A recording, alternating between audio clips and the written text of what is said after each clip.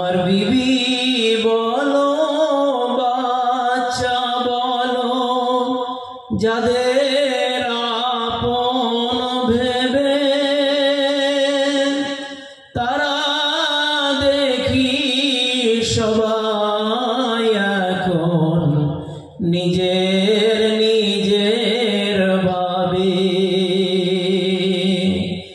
রবের কাছে সবার চেয়ে হলাম ঘৃণার তাই এভাবের মাঝে কারো কাছে কোনো আদর নাই বন্ধু বান্ধব প্রতিবেশী পাড়া পড়শি যারা সবাই দেখি একে একে সরে গেছে তারা আমি পার ঘাটাতে এসে দেখি নদীর জোয়ার শেষ হবে কি আর যাওয়ায় আমার কামলিওয়ালার দেশ তাই নিরাশ হয়ে বসে আছি নদীর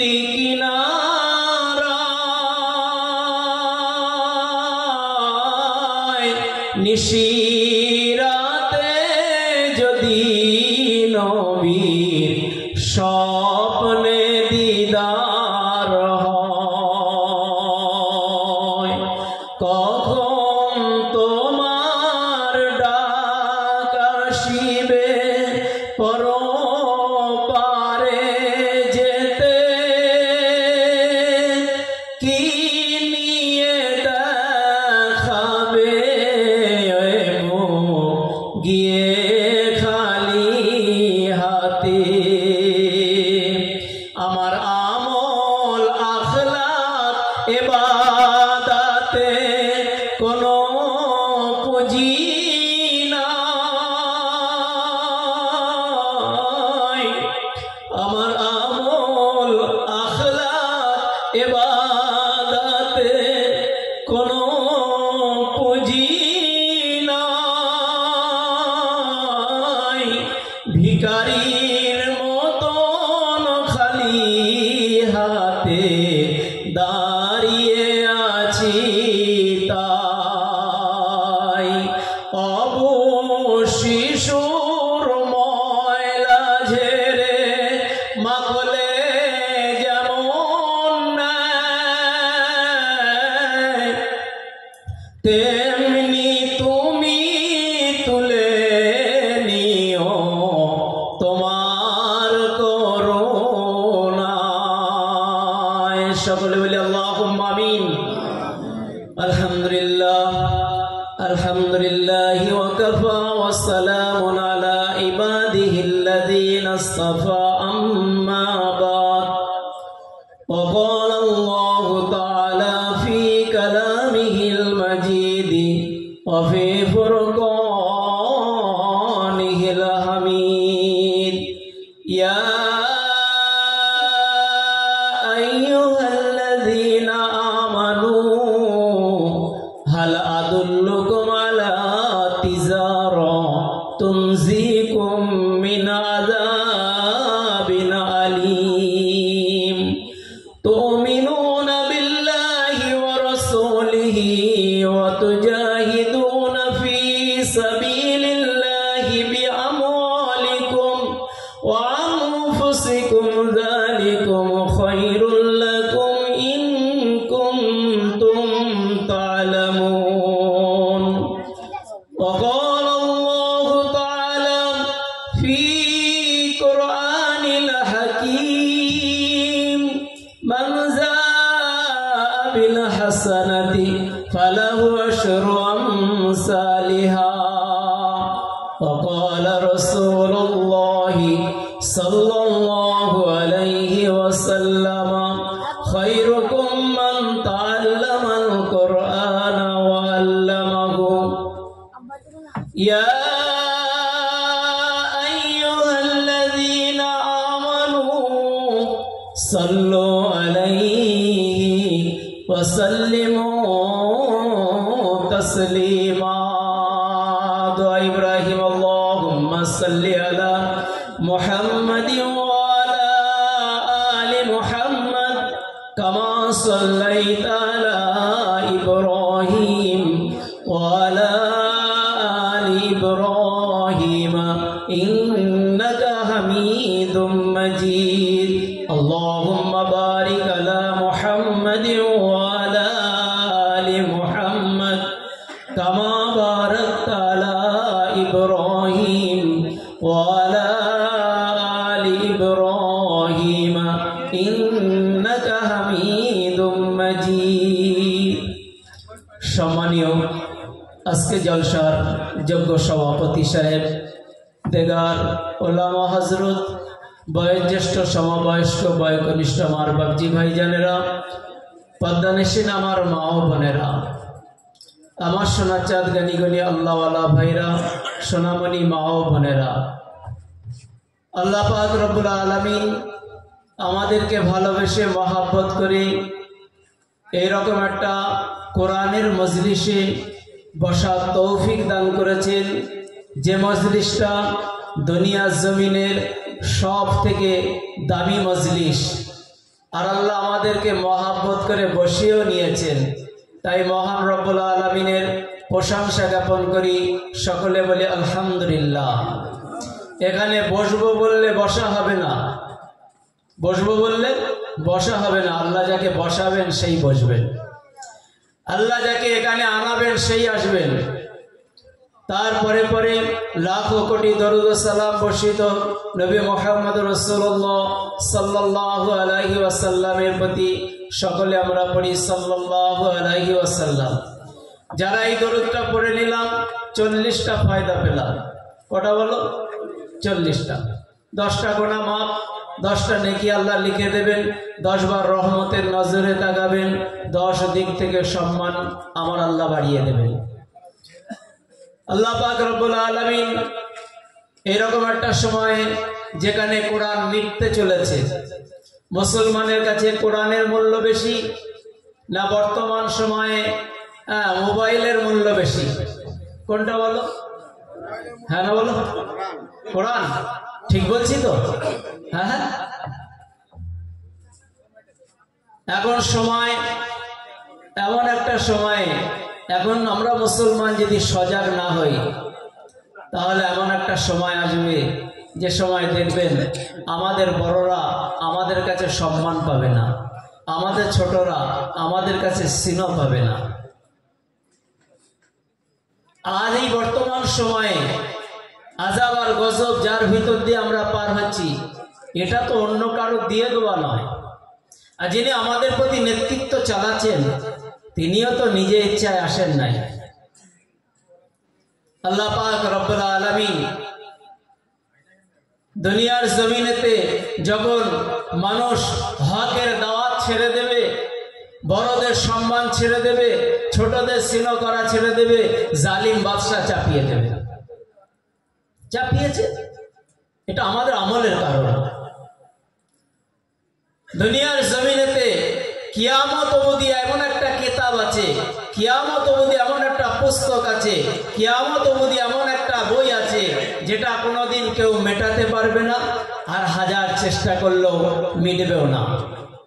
ইংরেজদের জমানায় দেখা গিয়েছে কোরআন তারা ভরে দরিয়ায় ভাসিয়ে দিয়েছে, হাফেজে কোরআনকে গাছে বেঁধে বেঁধে তাদেরকে অকাতরে কতল করে দিয়েছে, যে কোরআন মেটানোর জন্য তারা চেষ্টা করেছে, কিন্তু তারপরেও কোরআন হিফজুর রহমান, রশিদ আহমদ গাঙ্গুহি, এমদাদুল্লাহ মাক্কি রহমতুল্লাহ আলাই, হ্যাঁ বলছেন আপনারা কি করেছেন? বলছে আমরা কোরআন মিটিয়ে দিয়েছি। বলছে শুনুন, আসুন। একটা ছেলেকে ডাকা হলো, বলছে ছেলে পড়ো। সে বলছে বিসমিল্লাহির রহমানির রহিম, আলহামদুলিল্লাহি দ্বিতীয় ছেলে ডাকা হলো 10 পারা, তৃতীয় ছেলে ডাকা হলো 10 পারা, এইভাবে তারা পড়া পুরো 30 পারা পড়ে দিলেন। আজকে 3টে ছেলে 3টেই কোরআনের হাফেজ। তাদের চেহারার দিকে আপনারা তাকিয়ে থাকবেন, আল্লাহ আপনাদের নেকি দেবে। ইংরেজ ভাবলো তাহলে আমাদের এত মেহনত, আমাদের এত কিছু কি হলো, তাহলে তো সব বেকার হয়ে গেল।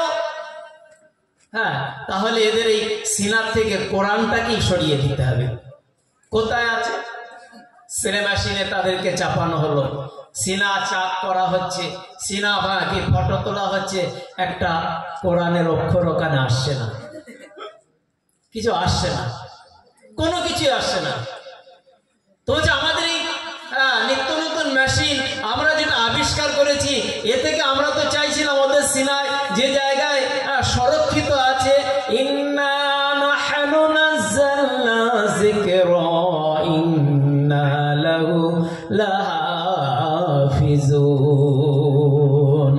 আল্লাহ পাক রব্বুল আলামিন বলেন, আমার বান্দারা শুনে নাও, কোরআন সংরক্ষণের দায়িত্ব আমি আল্লাহ যেমন কোরআন পাঠিয়েছি, ওই কোরআনের হেফাজতের দায়িত্ব আমি আল্লাহ স্বয়ং নিয়েছি।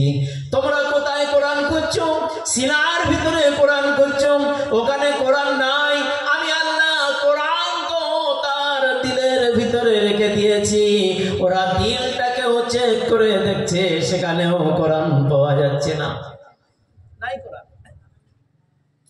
এই কোরআন আল্লাহ পাক রব্বুল আলামিন বলেন যে দুনিয়ার জমিনে এমন কোন পুস্তক আছে যে একবার, দুবার, 4 বার, 5 বার, 10 বার পড়বে? প্রত্যেক দিনের জন্য সকালবেলা যারা অধীর আগ্রহে বসে থাকো, আনন্দবাজার, বর্তমান, আজকাল, হ্যাঁ, এ বেলা সে বেলা, যেটা তোমাদের দুয়ারে দুয়ারে এসে কি দিয়ে ছুড়ে দিয়ে চলে যায়, আর তোমরা সেটাকে একবার পড়ো, 2 বার পড়ো, 3 বারের বেলা কোথায়? হয় ডাস্টবিনে, না হলে আলমারিতে।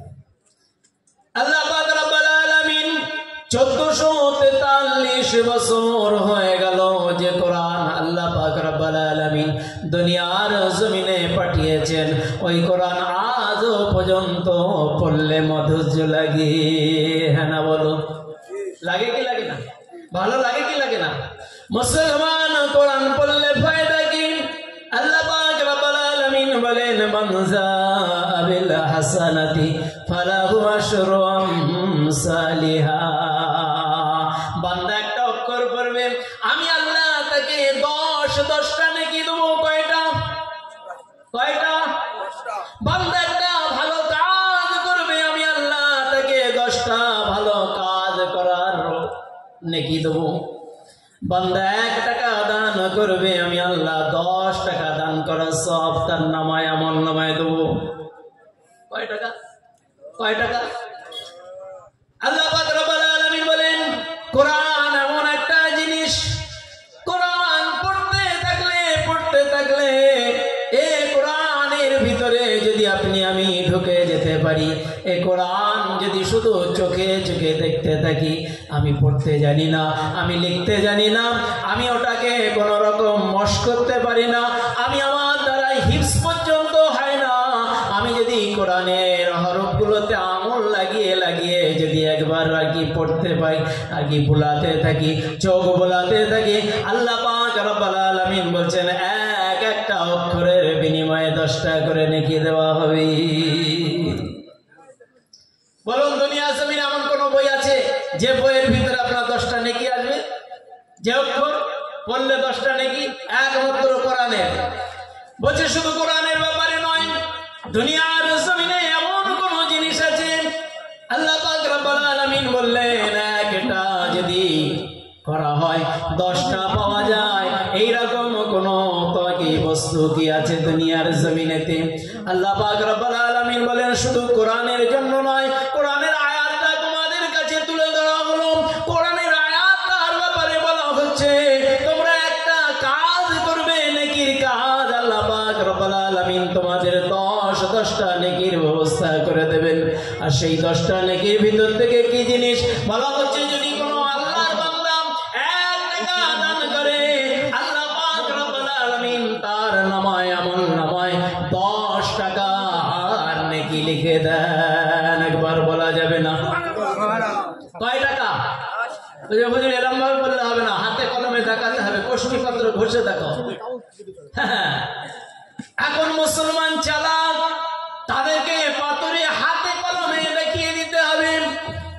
জনাবে হযরতে আলী রাদিয়াল্লাহু তাআলা আনহু, বিবি হযরতে ফাতেমা রাদিয়াল্লাহু তাআলা আনহা, দুইজনা মিলে ঘরের ভিতরে সন্তান না অনাহারে আছেন, খাদ্য অভাবে তারা কাঁদছেন। মায়ের আঁচল ধরে কান্নাকাটি করেন আর বলেন, মা আমাকে একটু খেতে দাও, ক্ষুধার জ্বালা যন্ত্রণা আমাদের এমন চেপে ধরেছে, আমরা আর ক্ষুধা সহ্য করতে পারছি না। হযরত আম্মা জান ফাতেমা রাদিয়াল্লাহু তাআলা আনহা বলেন, আয় আমার সন্তানেরা একটু ধৈর্য ধরো, তোমার আব্বা জান বাজারে মজদুরি খাটতে গিয়েছে, এখনই তোমাদের জন্য খাদ্যের ব্যবস্থা হয়ে যাবে, তিনি কিছু না কিছু নিয়ে আসলে আমি তোমাদের রুটি অগায়রা করে খাইয়ে দেব। বাচ্চারা সান্ত্বনা পেয়ে ঘুমিয়ে গিয়েছে। ঘুমিয়ে যাওয়ার পরে বাচ্চারা আবার উঠে কান্নাকাটি করছেন। মা বলে, বাবারা কেঁদো না, এখনো তোমার আব্বাজান বাড়ি ফেরে নাই, তোমার আব্বাজান বাড়ি ফিরো, অবশ্যই তোমাদের খাদ্যের ব্যবস্থা হয়ে যাবে। হযরত আলী রাদিয়াল্লাহু তাআলা আনহু তিনি বাড়ি ফিরলেন। বাড়ি ফেরার পরে ফাতেমা রাদিয়াল্লাহু তাআলা আনহা জিজ্ঞাসা করছেন, আমার স্বামী, বাচ্চাগুলো কান্না করে করে তারা ঘুমিয়ে গিয়েছে, এখন তাদের খাদ্যের কোনো ব্যবস্থা হয়েছে কিনা? হযরত আলী রাদিয়াল্লাহু তাআলা আনহু বলেন, আমি বাজারে মজদুরি পাই নাই, আমি কারোর কাছে সাহায্য চাই নাই, আমি কারোর কাছে খরচ পর্যন্ত পাই নাই, ধার পর্যন্ত পাই নাই। ফাতেমা, তুমি যেমন ব্যতীত আমিও তেমন ব্যতীত। বললেন, তাহলে এখন এই মুহূর্তে কি হবে? স্বামী আর স্ত্রী মশওয়ারা করলেন। মশওয়ারা করার পরে ঘরের ভিতরে এমন একটা বস্তু ছিল, সেই বস্তুটাকে বললেন বিক্রি করে দিয়ে আসুন। মদিনার বাজারে বিক্রি করে দিলেন। বিক্রি করার পরে ওই জিনিসটা থেকে হযরত আলী রাদিয়াল্লাহু তাআলা আনহু 6 টাকা পেয়েছেন। কয় টাকা? 6 টাকা পেয়েছেন। হাত তার খালি, কিছুই নাই। আমার যদি আমার নিঃস্ব পকেট থাকে আর এরকম একটা সময় যদি আমি 6 টাকা পাই, তাহলে আমার জন্য ভালো হবে না খারাপ হবে? বাবা, সকলের জন্য ভালো হবে না খারাপ হবে? ভালো হবে। ইতিমধ্যে উনি 6 টাকা পেয়েছেন। চিন্তা করলেন, 2 টাকার আটা কিনবো, 2 টাকার খাজুর কিনবো, আর 2 টাকার জাইতুন তেল নিয়ে যাব। বাড়ি গিয়ে এক জায়গায় পাকিয়ে খরমা, হ্যাঁ, খেজুর, আটা আর জাইতুন তেল দিয়ে একটা হালুয়া তৈরি হয়ে যাবে। হযরত আলী রাদিয়াল্লাহু তাআলা আনহু চললেন, 6টি টাকা নিয়ে যাচ্ছেন। যে যেমন ব্যক্তি আল্লাহ তার পরীক্ষা তেমন নেন, যে যেমন ব্যক্তি আল্লাহ তার পরীক্ষাও তেমন নেন। হযরত আলী রাদিয়াল্লাহু তাআলা আনহু যাচ্ছেন, একজন এসে বলছেন, হযরত আলী, আমি দূর দেশের মুসাফির, আমার হাতে কোনো পয়সা নাই, আমার বাড়ি যাওয়ার কোনো টাকা পয়সা নাই। হযরত আলী, আল্লাহর রাস্তায় 2টি টাকা দান করুন, আল্লাহ আপনার মালকে বাড়িয়ে দেবে। কার রাস্তায়? বাবা, কোন রাস্তায়? আল্লাহর রাস্তায় 2 টাকা দান করুন। কয় টাকা? হযরত আলী রাদিয়াল্লাহু তাআলা আনহু কোনো কিছুই ভাবলেন না, বিলম্ব পর্যন্ত করলেন না, পকেটে হাত দিয়ে সঙ্গে সঙ্গে আল্লাহর বান্দাকে 2টি টাকা দিয়ে দিলেন। আর আমি আপনি যদি হতাম, মুবাশান বাজারে যদি বলতো, ডান দিকে বললে বাঁ দিকে এমন কিনে দিতাম, আমারই চলছে না। কে জন্য বলো? আমারই চলছে না। সাহাবা হযরত আলী রাদিয়াল্লাহু তাআলা আনহু 4 টাকা নিয়ে আবার নিয়ত পাল্টে নিলেন, আমি 1.5 টাকারই কিনবো, 1.5 টাকারই কিনবো, 1.5 টাকারই কিনবো।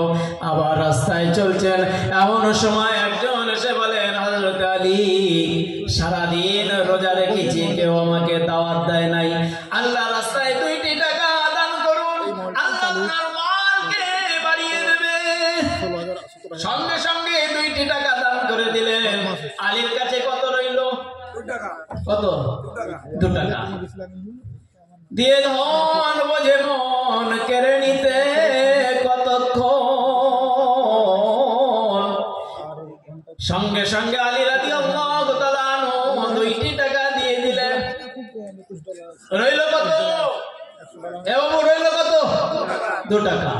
2 টাকা নিয়ে দোকানের সিঁড়িতে পা দিয়েছেন। একজন এসে বলছেন, হযরত আলী, বয়স হয়ে গিয়েছে, বুঝতেই তো পারছেন, লাঠি নিয়ে চলছি, আমার বিবি বাচ্চা ভোকার তাড়নায় কান্নাকাটি করছে, যদি পারো আল্লাহ রাস্তায় 2টি টাকা দান করো, আল্লাহ তোমার মালে বরকত দেবে, আল্লাহ তোমার টাকায় বরকত দেবে। এইভাবে তিনি দোয়া করছেন। হযরত আলী রাদিয়াল্লাহু তাআলা 2 টাকা দিয়ে দিলেন। আলীর কাছে রইল কত? এ বাবু কত রইল? নাই। হ্যাঁ, টাপুরিয়াবাসীদের কাছে যদি জিজ্ঞাসা করা হয় কি বলবে? নাই। হ্যাঁ না বলো? আলী রাদিয়াল্লাহু তাআলা আনহু এই জায়গায় আর বিবির কথা ভাবলেন না, বাচ্চার কথা ভাবলেন না। এখানে আল্লাহ বড়। কে বড় বলো? চেয়েছে কার জন্য বলো? আল্লাহর জন্য। জানের মালিক কে? মালের মালিক কে? আল্লাহ। আল্লাহ পাক রব্বুল আলামিন বলেন, যদি সত্যিকারই তুমি ঈমানদার হও, কি হও? ইয়া আইয়ুহাল্লাযীনা আমানু হাল আদুল্লুকুম আলা তিজারা। হে ঈমানদারেরা, আমি কি তোমাদের কাছে একটা সুন্দর ব্যবসার কথা বলবো? কিসের কথা বলো? সুন্দর ব্যবসার কথা বলবো। হাল আদুল্লুকুম আলা তিজারা, এই ব্যবসাটা করলে আল্লাহ কি পাবো? আল্লাহ পাক রব্বুল আলামিন বলেন, আমার বান্দা যদি আমার ব্যবসাটা গ্রহণ করে নেয়, তুনজিকুম মিন আযাবিন আলীম, আমার দর্দনাক জাহান্নামের আগুন থেকে বেঁচে যাবে। কোথা থেকে বলো? কোথা থেকে? কারা কারা বাঁচতে চায়? হাত তুলি। কারা কারা বাঁচতে চায় জাহান্নামের আগুন থেকে? নারে তাকবীর, নারে তাকবীর। আসুন, ব্যবসাটা কি? আল্লাহ পাক রব্বুল আলামিন বলেন, তুমিনুনা বিল্লাহি ওয়া রাসূলিহি, আমি আল্লাহ, আমার প্রতি ঈমান আনতে হবে আর আমার রাসূলের উপরে ঈমান আনতে হবে। কার উপরে বলো? কার উপরে বলো? রাসূলের উপরে। ওয়াতুজাহিদুনা ফি সাবিলিল্লাহি বিআমওয়ালিকুম ওয়া আনফুসিকুম। আল্লাহ পাক রব্বুল আলামিন বলেন, আল্লাহ আপনার আমার জন্য জানিয়ে দিয়েছেন, ওয়াতুজাহিদুনা ফি সাবিলিল্লাহ, আল্লাহ রাস্তায় মুজাহিদা করতে হবে। হ্যাঁ, নিজের জান আর নিজের মাল দিয়ে। কটা জিনিস দিয়ে? এ বাবা, কটা জিনিস দিয়ে? 2টো, জান আর মাল। তাহলে জানের মালিক কে? মালের মালিক কে? ঠিক বলছেন তো? জানের মালিক আল্লাহ, মালের মালিক আল্লাহ। যদি জিজ্ঞাসা করে খামার কার?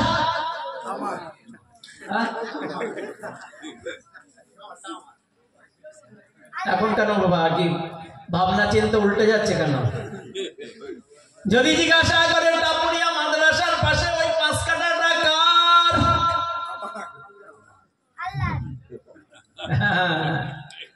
ভাই, অনেক ব্যাপার আছে।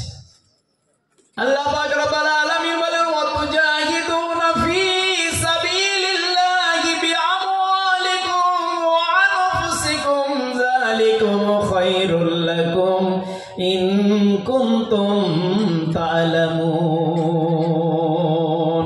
আমি আল্লাহ তোমার যে জান দিয়েছি আর মাল দিয়েছি, ওই জান আর মাল দিয়ে আমি আল্লাহ আমার পথে তোমরা মুজাহিদা করো। সত্যিকারই যদি তোমরা মুমিন হও, যদি সত্যিকারই আমি আল্লাহর উপরে কিনে রাখো মুমিন যদি তোমরা হও, তাহলে আমার রাস্তায় মুজাহিদা করো। জান আল্লাহর, মাল আল্লাহর, এখানে আমি বলবো না আমার। বলো হ্যাঁ না বলো?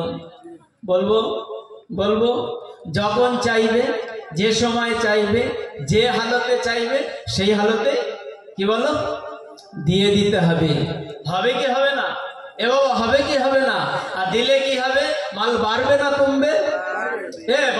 বাড়বে না কমবে? রসুলের উপরে ভালোবাসা, কেমন ভালোবাসা! একটা বকরি ছিল, কি ছিল? একটা বকরি। বিবিকে বলে গেলেন, বিবি বকরিটা আমাদের অসহায় সময়ে কাজে আসবে, এই বকরিটা যেন ছাড়বে না। আমি একটু বিদেশে যাচ্ছি, ফিরে আসবো, তারপরে আবার আর কি, হ্যাঁ আমাদের সংসার যে হালতই আছে আল্লাহ আমাদের ঠিক চালিয়ে দেবে।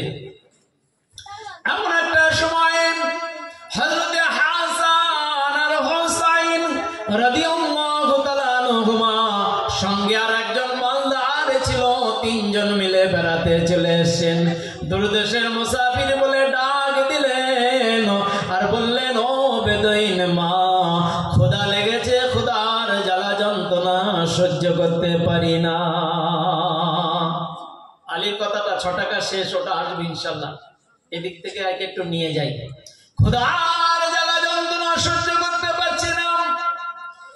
বেদুইন দেখছে আমার বাড়িতে আমার স্বামী নাই, এরকম হালতে এখন এরা নবী বংশের মানুষ, এদেরকে যদি খেতে না দেই নবীর কি মহাব্বত আমার বহিঃপ্রকাশ হবে না?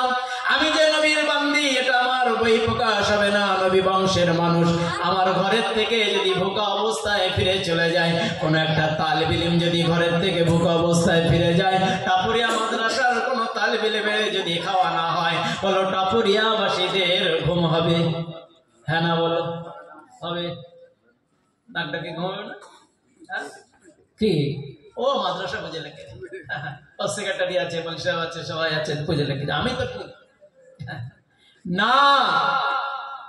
প্রত্যেক টাপুরিয়াবাসীদের জিম্মেদারি, টাপুরিয়া মাদ্রাসায় উনুনে আগুন জ্বলছে কি না জ্বলছে তাকে এটাকে স্মরণে রাখা।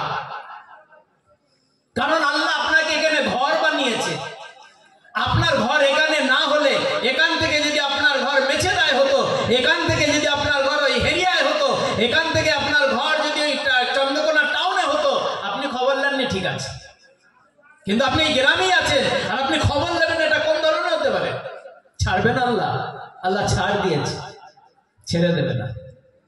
বেদুইন মনে মনে চিন্তা করছেন, তাই তো আমার স্বামী বলে গেল, কমজোর বকরিটা তুমি একটু দেখভাল করে রেখে দেবে। আর স্বামী হুকুম করে গিয়েছে, যা হয় হোক, বকরিটা জবা করে রুটি বানিয়ে সালন বানিয়ে হযরতে নবী বংশের মানুষদের সম্মুখে খেতে দিলেন। হযরতে হাসান আর হোসেন রাদিয়াল্লাহু তাআলা আনহুমারা বলছেন, এই মা, আমরা হলাম মদিনার হযরতে আলী রাদিয়াল্লাহু তাআলা আনহু দুইজন বেটা, আর আমাদের সঙ্গে এই বন্ধু একটা বড় মালদার পার্টি। কোনদিন যদি মদিনায় আসেন তা একবার সেখানে খবর নেবেন, হাসান আর হোসেনের ব্যাপারে একটু খবরাখবর নেবেন, আপনার এই বকরির দামটা সেদিন দেবো। আজকে আমাদের কাছে কোনো পয়সা নাই, আজকে দিতে পারলাম না, এর পরিপূর্ণ মূল্যটা সেদিন দিয়ে দেবো। তো ওনারা একদিন দেখা গেল স্বামী ফিরলেন, ফেরার পরে বলছে, আমাদের বকরি, বলছে এই নবী বংশের মানুষ, অর্থাৎ হযরত হাসান আর হোসেন রাদিয়াল্লাহু তাআলা আনহু, তাদের জন্য বলছে মারহাবা মারহাবা, হ্যাঁ আমার বিবি, এই হলো বিবি, এই হলো মস্তরাত। হ্যাঁ, যে নবীকে ভালোবাসে। কাকে ভালোবাসে? আর আজকে যদি বলা হয় 10,000 টাকা বার করো, বলছে দাঁড়াও, ছুটে গিয়ে বিবির সাথে মশারা করে আসি। কে করবো না? মশারা করে আসি। আমি আমার মর্জির মালিক। কার মালিক? কিন্তু আমরা আর কি, হ্যাঁ গারল হয়ে গেছে আর বিবিকে মরল বানিয়ে দিয়েছি, ওই জন্যই আর কি ফেতনা বেড়ে গিয়েছে। যাই হোক, এনারা একদিন বললেন যে আমাদের যখন ওই বকরিটাই নাই আর আমাদের যখন এখন নিঃস্ব অবস্থা চলছে, তা চলো আমরা বেরিয়ে পড়ি। মদিনায় গিয়ে উটের গোবর কুড়িয়ে ঘুঁটে করে সেটা শহরে বিক্রি করছে। কি করছে বল? শহরে বিক্রি করছেন। আর বিক্রি করতে করতে একদিন হযরতে হাসান রাদিয়াল্লাহু তাআলা আনহু দেখতে পেয়েছে, মা আপনার বাড়ি অমুক জায়গায়। যে হ্যাঁ বাবা ঠিকই বলেছে, তোমাকে তো চিনলাম না। মা তুমি চিনবে না, আপনাদের বাড়ি সেই একটা দুর্বল বকরি ছিল। বলছে হ্যাঁ। বলছে আবার কি 3 জন মেহমানকে জবা করে খাইয়েছিলেন? বলছে হ্যাঁ। বলছে আপনাকে কেউ বলে নাই যে মদিনায় গিয়ে খোঁজ করবে, এর মূল্য ফেরত দেবো? বলছে হ্যাঁ বলেছিল, কিন্তু আমাদের ওসব খেয়াল নাই। বলছে আমি হাসান, আসো না আমার বাড়ি আসো। আসার পরে গোলামকে বললেন, গোলাম 1000 সবাল বকরি আর 2000 দিরহাম আমার এই বেদুইন মাকে দিয়ে দাও। আমি হাসান আমার পক্ষ থেকে দিয়ে দাও। হযরতে হাসান রাদিয়াল্লাহু তাআলা আনহু যখন 2000 দিরহাম আর 1000 বকরি দান করে দিলেন, বেদুইন মা পেয়ে খুশি হয়ে গেলেন। খুশিতে বাগ বাগ হয়ে স্বামীর কাছে যাবেন বলে ছুটলেন। এমন সময় হাসান রাদিয়াল্লাহু তাআলা আনহু বলেন, আয় মা, আপনি যাবেন না, যাবেন না। আপনার সঙ্গে আমরা 3 জনা ছিলাম। আমি একা আপনাকে দান করেছি। আমার ছোট ভাই হোসেনের কাছে যান, হোসেন আপনাকে কিছু দান করবে। হযরতে হোসেন রাদিয়াল্লাহু তাআলা আনহু 2000 দিরহাম দান করে দিলেন, 1000 বকরি দান করে দিলেন। কত টাকার মালিক? কত টাকার মালিক? বর্তমান 4000 টাকার মালিক, 2000 বকরির মালিক। হযরতে হোসেন রাদিয়াল্লাহু তাআলা আনহু বললেন যে আমার বড় ভাইয়ের কাছে গিয়েছিল, বলে বড় ভাই পাঠালো, বলে চলো আমাদের সেই বন্ধুতার কাছে যাই। বন্ধুর কাছে গেলেন, সে 4000 দিরহাম দান করলেন, 2000 বকরি দান করলেন। একবার বলা যাবে না? জবা করেছিল কয়টা? পেল কয়টা? হ্যাঁ, 6000। হ্যাঁ, 4000 বকরি আর দিরহাম কত হলো? 6000। কি বলছেন? তাহলে ছিল না যার কাছে, নিঃস্ব ব্যক্তি, সে আল্লাহর নবীকে ভালোবাসায়, নবীর বংশকে ভালোবাসার জন্য আজকে এত টাকার মালিক হলো। আর নবীর ঘরকে ভালোবাসবো, নবীর ঘরকে মহব্বত করব। আল্লাহ আমাকে মালামাল করে দিতে পারেন না? পারেন। আল্লাহ পাক রব্বুল আলামিন দুনিয়ার জমিনে বলেন, যারা বিশ্বাস করে তাদের জন্য সবকিছু সহজ, আর যারা বিশ্বাস করে না তাদের জন্য অনেক কিছুই কঠিন হয়ে যাবে। হযরতে আলী রাদিয়াল্লাহু তাআলা আনহু 6 টাকা তার সব শেষ হয়ে গেল। এখনো বাড়ি ফিরছে, মনে মনে ভাবছে ফাতেমা যদি জিজ্ঞাসা করে কি বলবো? বলে দেবো আল্লাহর রাস্তায় দান করে দিয়েছি, আল্লাহর রাস্তায় দান করেছি। নবীর বেটি সে আমার কাছে আর কৈফিয়ত চাইবে না। এমন একটা সময় তিনি মদিনার বাজার দিয়ে পার হয়ে চলে যাচ্ছেন। একজন বেদুইন এসে বলছেন, ও হযরতে আলী, আমার এই উটটা বিক্রি করব আপনার কাছে, আপনি কি এই উটটা কিনবেন? বলছে আমার কাছে কোনো টাকা নাই। হযরত আলী রাদিয়াল্লাহু তাআলা আনহু যখন বললেন আমার কাছে কোনো টাকা নাই, হযরত আলী বললেন টাকা নাই। বেদুইন বললেন আমি আপনাকে ধার স্বরূপ উটটা দিয়ে যাব। ধার স্বরূপ। এ হযরত আলী, শুধু ধার নয়, আজকে আপনাকে উট দেব। যেদিন আপনার এই উট বিক্রি হয়ে যাবে সেদিন আমি এসে আপনার কাছে পয়সা নেব। তার আগ পর্যন্ত আপনার সাথে আমার দেখা আবার সাক্ষাৎ কোনো কিছু হবে না। হযরত আলী বললেন কত মূল্য? বলছে উটটার মূল্য দিলাম 100 টাকা। কয় শত টাকা? 100 টাকায় উট নিন। হযরত আলী রাদিয়াল্লাহু তাআলা আনহু বাড়ির দিকে যাচ্ছেন। বাড়ির দিকে যেতে যেতে উটটা টানতে টানতে নিয়ে যাচ্ছেন। আর নিয়ে যেতে যেতে মনে মনে ভাবছেন, তাই তো আমরা ছিলাম ঘরে 4 জনা কি 5 জনা, এখন উট হলো 1 জনা। এক তো নিজেদের খাবার জোটে না, আবার উটের খাবার কোথা থেকে জোগাড় করব? এই ভাবতে ভাবতে উট টানতে টানতে নিয়ে যাচ্ছে। মদিনার বাজার পার হয়ে চলে গেলেন। একজন বললেন, হযরতে আলী, সুন্দর উট, এইরকম উট মদিনার বাজারে দেখি না। হযরতে আলী, কোথা থেকে আপনি উটটা কিনেছেন বলুন? বলছে মদিনার বাজারে কিনেছি। বলছে আপনি কি বিক্রি করবেন? বলছে জি হ্যাঁ বিক্রি করব। বলছে আপনার উটটার 160 টাকা মূল্য দিলাম। কয় টাকা? 160 টাকা। উট কিনেছে কত টাকায়? 100 টাকায়। 100 টাকায় উট কিনেছেন, 160 টাকায় বিক্রি হয়ে গেল। হযরত আলী রাদিয়াল্লাহু তাআলা আনহু বলছেন, তাই তো আমি তো কোনো টাকার মালিক নয়, আমার কাছে 6টা টাকা ছিল, সেটা দান করে দিয়েছি। আমার আপনার হলে লটারির টাকা পেলে বিবি বা বিয়ের কাছে জিজ্ঞাসা করতাম, শ্বশুরের কাছে জিজ্ঞাসা করতাম, রাস্তায় যদি কোনো টাকা পড়ে পেতাম বিবির কাছে জিজ্ঞাসা করতাম। তখন আর মুফতি সাহেবের প্রয়োজন নাই, তখন আমার আর কোনো প্রয়োজন নাই। লটারির টিকিটের টাকা, সাহাবাদের জীবনী দেখুন। আল্লাহ পাকের হাবিব বলেন, আসহাবিকান নুজুম ফিহি ইহতাদাইতু ইহতাদাইতু। আমার সাহাবারা গুলো তারা কারাজি সমতুল্য, যারা